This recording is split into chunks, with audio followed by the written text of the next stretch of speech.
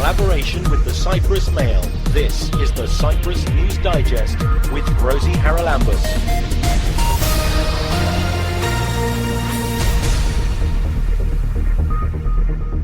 Coming up this week, we'll hear about surveillance and the digital media and how our privacy is being redefined.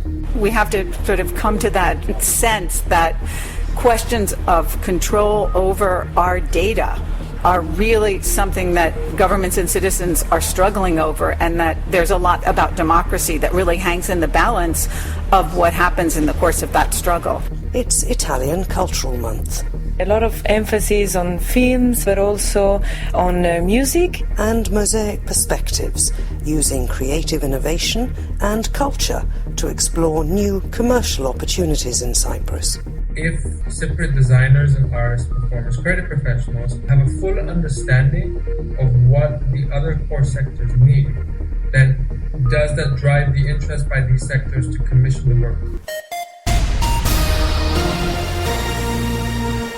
At a PRIO conference on the everyday lives of sovereignty, contests and conflicts in a transnational era, which took place last week at Chateau Status in Nicosia in the buffer zone, one of the keynote speakers came all the way from the University of California. Victoria Bernal spoke on sovereignty, surveillance and digital media, how the war on terror and social media are redefining privacy. It's quite a mouthful, Victoria, but they're redefining pretty well everything, actually, aren't they? Yes, yeah. Well, what I was trying to look at is, I was, of course, fascinated by Edward Snowden's revelations about the National Security Agency spying on Americans and collecting our emails and our cell phone communications and everything. And I was really surprised at how little the American public really responded to that, how people didn't just throw away their cell phones or start demonstrating in front of the White House or something like that. And I was thinking about how two things in a way I think converge to explain that. And one is the national security culture that grew up after 9/11 that has basically gotten citizens accustomed to the state overriding our boundaries in a way. The kinds of everyday surveillance in public spaces by cameras, of course the airport screenings where they're patting you down, they're opening your cases to look inside them and things like that. And the slogans like, if you see something, say something, that promote the idea that anybody could be the threat. You could be the threat, or you could be the agent of the government who reports on someone else that you observe as the threat. So I think this culture has really changed the contract between citizens and the states and changed our experience in everyday life of the boundaries between ourselves as citizens and the state.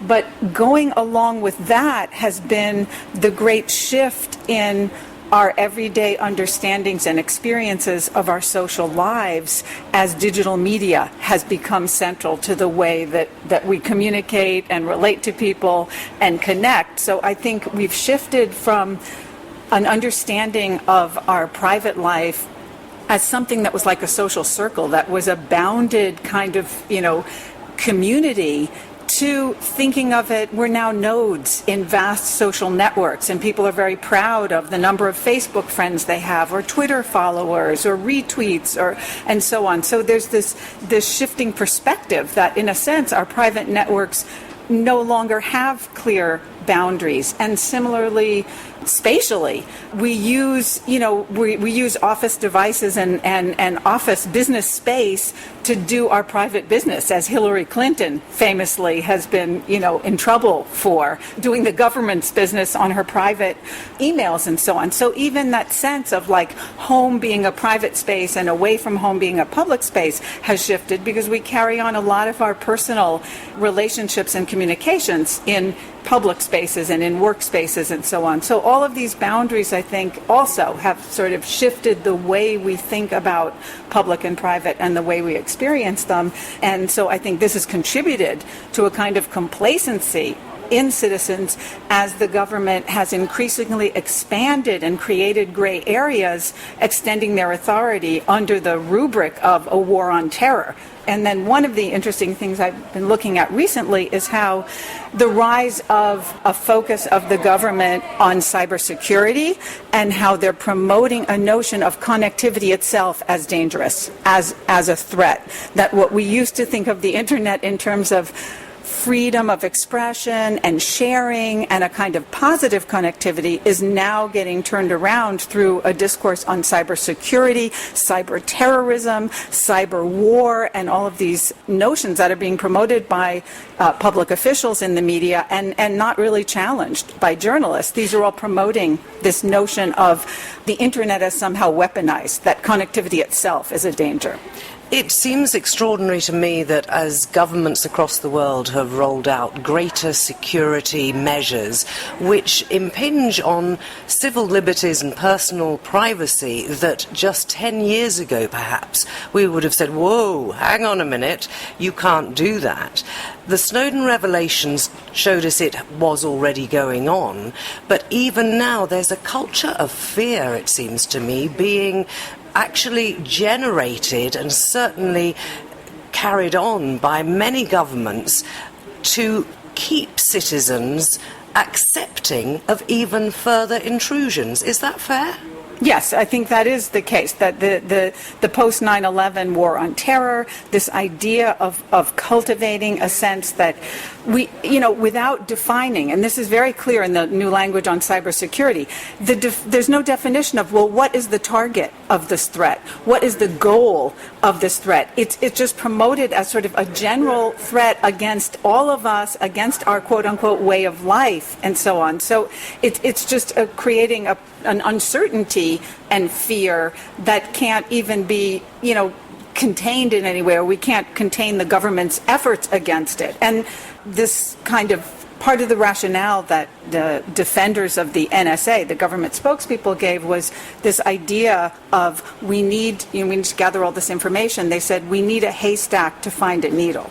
That was one of their themes. So this is the idea that we have to basically, collect data on everyone to find the few that might pose an actual risk. But in that quaint metaphor that they use, they don't really talk about, well, who owns the haystack and who has the right to search it. That's the real question, in a way. Does it bother you in any way that this sea change in people's attitudes, with very few exceptions, just to say, okay, well, they have to do that, we're in danger, and this constant pushing of the fact that any minute now something dreadful could happen right near you unless you report it? I mean, getting citizens to report on each other even has in past history been frowned upon. Yes, it is surprising to me how successful the government has been able to promote these ideas. And I think in the question of the NSA digital surveillance, what's also really important to think about is how digital technology has made surveillance so easy to do from a distance, and so the data is so cheap for them to store, and now with new big data search methods and algorithms, they can manage that information so easily. So I think there's a number of things going on. I mean, one is that we already have lessened our expectations of privacy in relationship to the state, that through social media our own understandings of public and private boundaries have shifted, and the other is that it's imperceptible. The digital surveillance, all that information being collected on us digitally, is imperceptible to us. It's not like they seized your laptop or they opened your mail or they came and knocked on your front door. So I think experientially people haven't really understood the long-term, what this really means. And that's the important thing, isn't it? Is this the thin end of a wedge? I mean, sci-fi stories come to mind where Big Brother is not only watching you but controlling everything you do. Is that so far from where we're headed if we carry on like this? No, it is not far, and I think, the people who are now most concerned about this are people who either have a lot of expertise in digital technology already, so they really understand better than the average person the implications and the power associated with controlling all of this information, and people like journalists and political activists who are conscious that because they have dissenting or critical views, that they could be putting their careers at risk or their freedom at risk in some way. So I think, where we have to start thinking about this is that the line that some Americans are saying, which is that I have nothing to hide, so I don't care about surveillance, is a very, very foolish attitude, because you don't really know even what might look suspicious to someone when the government is seeing that, your extensive networks, somebody within that network that you don't even really know but somehow is linked to you through social media might do something that then the government sees you as linked to, or things that may seem innocuous today perhaps are later deemed illegal or dangerous or something like that. So I think we have to sort of come to that sense that questions of control over our data are really something that governments and citizens are struggling over, and that there's a lot about democracy that really hangs in the balance of what happens in the course of that struggle. Once you've opened Pandora's box, which it has been, I think we've agreed from what you've said, is there any way of putting a lid on it and maybe going back somehow? Well, I certainly think we can try to roll back the government's collection and storage and surveillance of our data. I think we should fight for that and ask that those storage centers in Utah be destroyed. And other nations are certainly, Europe is ahead of America in trying to secure digital privacy rights for citizens, but there are countries like Brazil that are really looking at the infrastructure of the internet and how something like, upwards of 80% of internet communications go through American servers, which means they can be surveilled. So Brazilians, for example, want to have their own transoceanic cable so their communications won't go through Miami anymore. And I think, we're going to see, this is something, I have a new research project that really wants to look at this, which is what's happening with the technology of the internet and encryption development and other kinds of developments that are going to technologically counter the ease with which they've been able to surveil so many of us. So I think there's different fronts on which struggles are going on, and it's daunting and exciting in many ways, but I think people need to be more aware of what's really at stake if we don't do something. Food for thought indeed. That's Victoria Bernal from the University of California, who spoke last week on sovereignty, surveillance and digital media, and how the war on terror and social media are redefining privacy, and that includes yours.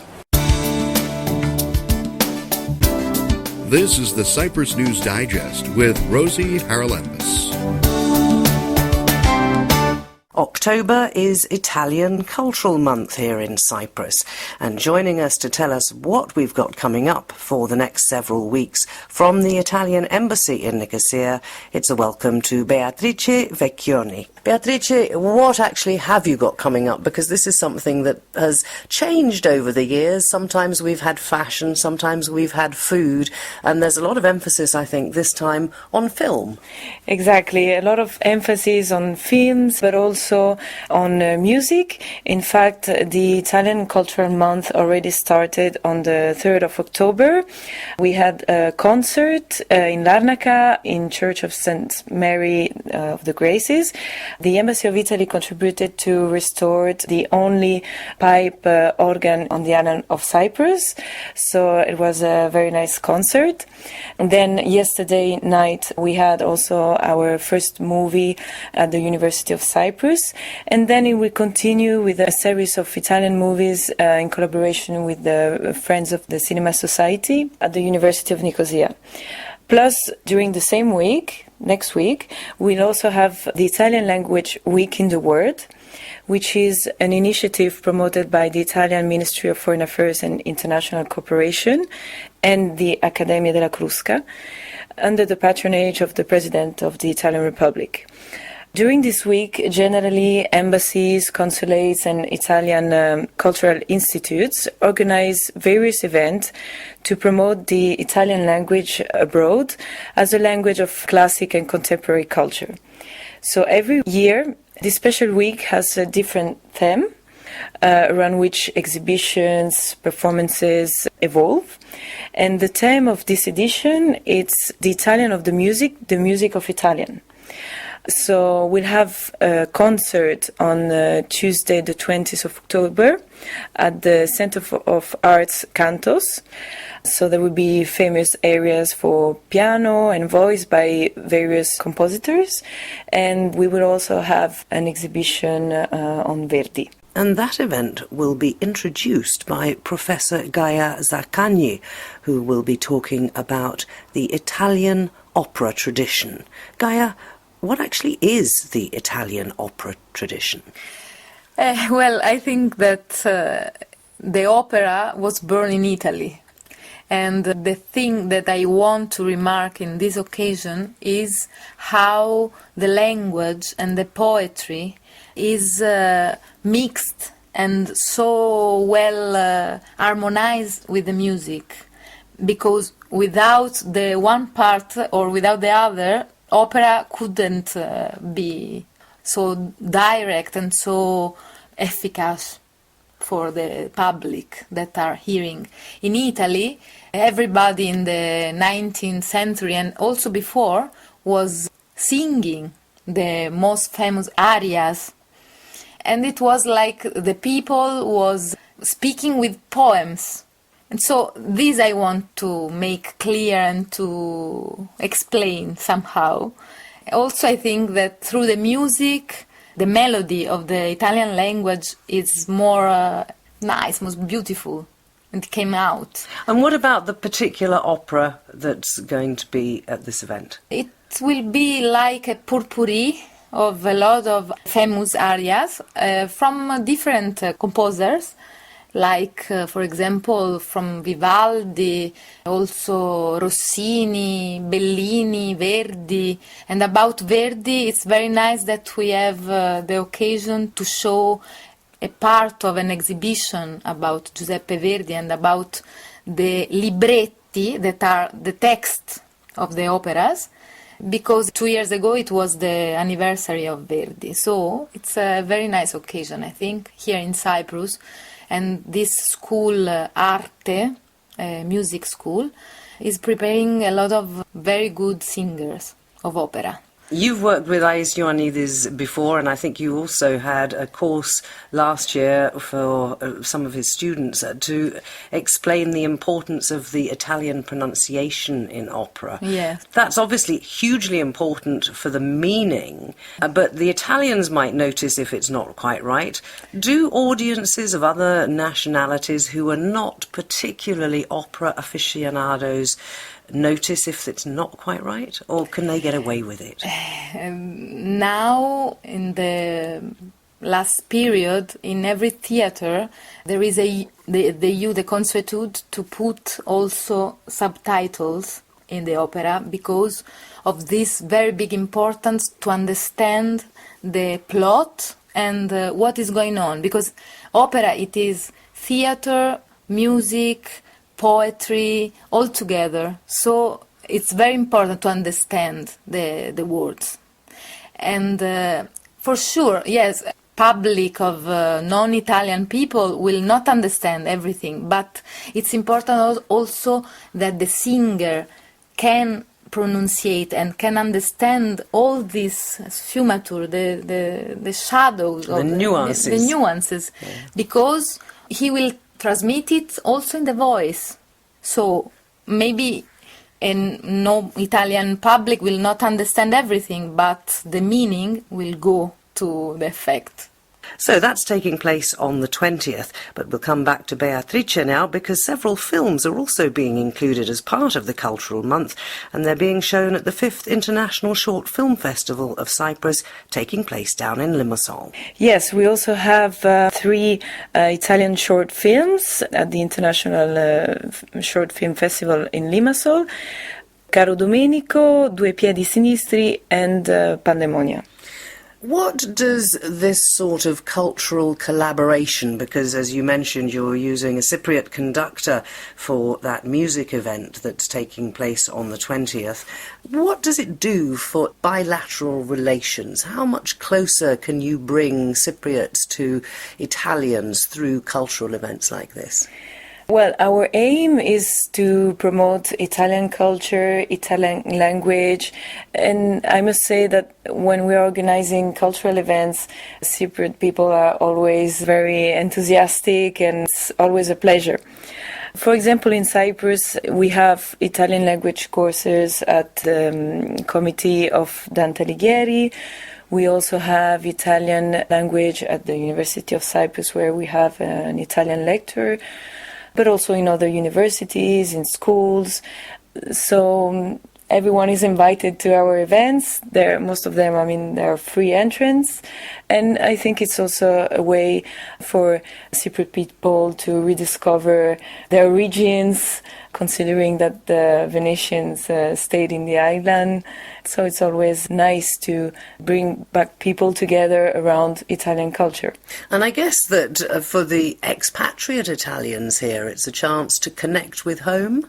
Absolutely. It's always a nice opportunity for Italians to, for example, to go to the movies together or to come to our events, and also an opportunity for us to know them better, because now we have a lot of Italian residents and it's an opportunity to meet the new ones and to be all together. So it's not only a cultural but also a social event, Italian Cultural Month. Are the details somewhere up on a website or on the embassy website? Yes, we have all the program on our website, Embassy of Italy in Cyprus, on our Facebook page. And that is Beatrice Vecchioni from the Italian Embassy in Nicosia telling us all about Italian Cultural Month. Keep up to date with events in Cyprus and around the world with the Cyprus News Digest. Mosaic Perspectives is apparently a meeting place where established industries in Cyprus are going to be invited to explore new commercial opportunities through creative innovation and cultural intervention. It's going to be happening within the Paphos 2017 European Capital of Culture events, and to tell us all about it, it is indeed a warm welcome to Mahbir Thukral. Mahbir, tell us what the idea behind this is. Well, the idea was found upon about 2 years ago, when I was doing a research project to explore the opportunity to do an exhibition featuring Cypriot artists and designers in Amsterdam. And during the research phase to see the feasibility of that, I found that actually Cyprus has experienced the highest rate of employment growth in creative industries than any other region in Europe. And then after looking and digging a bit deeper, we found that actually there isn't any infrastructure, cohesive infrastructure, to help artists and designers and makers and entrepreneurs, performers, to really not only just develop their practice and their discipline and their businesses in Cyprus, but to take initiative for promoting them abroad, and also for Cyprus to use the creative industries as potentially an inward investment tool. From there, we did 2 years of hard work, knocking on a lot of doors, public, private sector individuals trying to gain support. And after 2 years of hard work, Paphos 2017, also with its own restrictions and obstacles to overcome, said, actually, we believe in this idea and give it a chance to see if there's any legacy impact for post-2017. And so from which I am organizing 2 seminars next month, where we picked up key sectors, which are very important: leisure and tourism and agro-foods. And so the intention is that instead of professionals and companies and organizations in these sectors outsourcing work, which could readily be available done domestically, if Cypriot designers and artists, performers, creative professionals have a full understanding of what the other core sectors need, then does that drive the interest by these sectors to commission the work? What's the difference between this and what most people know of as startups? The idea is that there's been a lot of, as you'll probably resonate with, there's a kind of island mentality in Cyprus, in which a lot of initiatives, independent initiatives, have been started up all over Cyprus. They've applied for the same funding grants and the support as each other. And there isn't really a cohesive model in which that we say, similar to, for example, the Design Council in the UK, that if all the industry professionals, regardless of their status, if they're a startup or they're been trading for 5 years or they're an international advertising agency, as long as you're based in Cyprus and have an interest to increase output while being based in Cyprus and continue to do so, then let's come together, let's support each other, let's understand where does Cyprus stand out, not only between different cities in Cyprus, but within the broader Mediterranean region, and see, can we collectively increase our output and investment into Cyprus through a new sector? Well, the sectors you've chosen are both things that, as you said a few minutes ago, are quite important. On Tuesday, the 17th of November, you're looking at the leisure and tourism industry, and then on Wednesday, the 18th, the agro-food industry. Who are you expecting to come along to these seminars? Well, we want it to be a confrontational, intellectual, but idea-generated debate.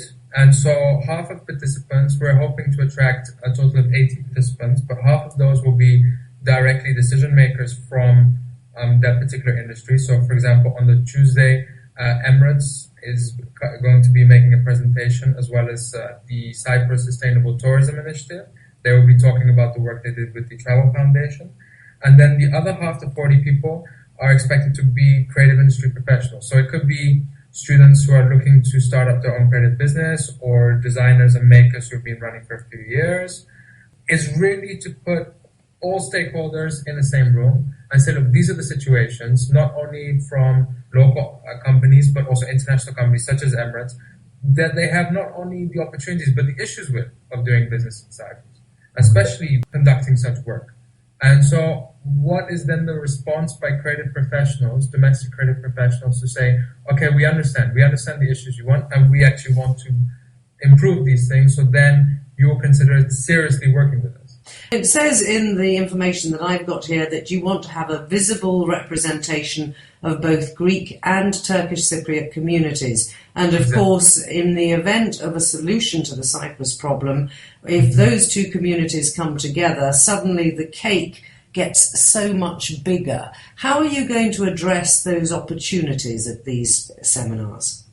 Well, through the Cyprus Chamber of Commerce and Industry, they put us in touch with the Turkish Cypriot Chamber of Commerce, and they've been very instrumental to try and at least develop the outreach. At the end of the day, I don't have, since starting this organization, unfunded, working almost single-handedly to put this together. I don't have any government affiliation association. So it gives the opportunity that the state of the creative industries in the occupied parts and also the Republic part is at the same level. So it gives the opportunity that regardless of whatever the outcome is in the political sphere, at least there's an opportunity for one sector, and that's creative and culture industries that I'm involved in, to start increasing the collaboration. And we're going to be having a debate during the agro-food seminar to say that, well, with the discussion that halloumi would get PDO status if unification is successful, what opportunities does that provide for Cyprus to become a cultural hotspot for food and drink in the Mediterranean region? So it's starting to get people not only to think about these kind of subjects, but also start having various different stakeholders together around the same table and seeing if they're prepared to not only just have a discussion with each other, but collaborate with each other and then take action together. You say that these are the first two in the series of Mosaic Perspectives, which suggests that you have more up your sleeve. What else is coming? Yes, this is really the springboard for something greater, that if it's a test drive, to be honest. It could be a fantastic success and the basis for building something, as I said, to the Design Council in the UK, because that was always been the intention, a chamber of commerce for creative industries in Cyprus. But it also could be a failure, that the reluctance for creative professionals in Cyprus not wanting to collaborate with each other. And I will be candid in saying that so far, leisure and tourism sectors and the agro-food sectors have been quite open to engaging to participate in these seminars. So far, creative industry professionals haven't been so. Because if I don't know them personally, or they see that as being a conflict to their personal interests, or they don't want to collaborate, regardless of whatever reason, the intention is that there has to be, Cypriot creative professionals cannot complain after to say that the environment and the opportunity to be represented, and especially the government looking over via Paphos 2017, didn't give them the platform to take things forward and to be creative in their home island.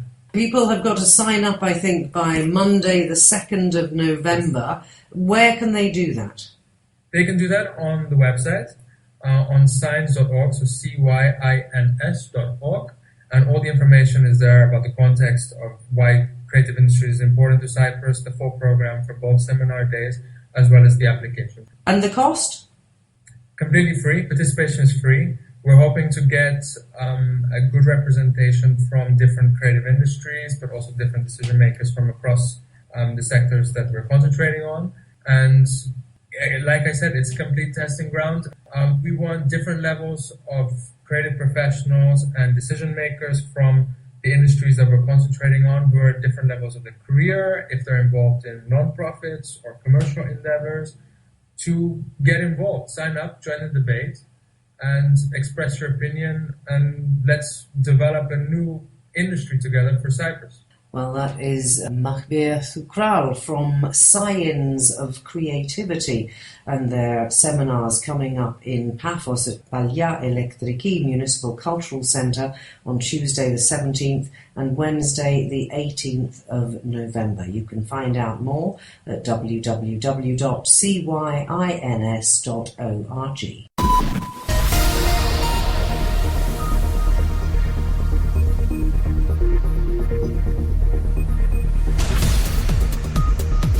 Well, that about wraps up this edition of the Cyprus News Digest. Many thanks for your company. Hope you'll join me next week. Till we meet again, take care and God bless. Bye-bye now.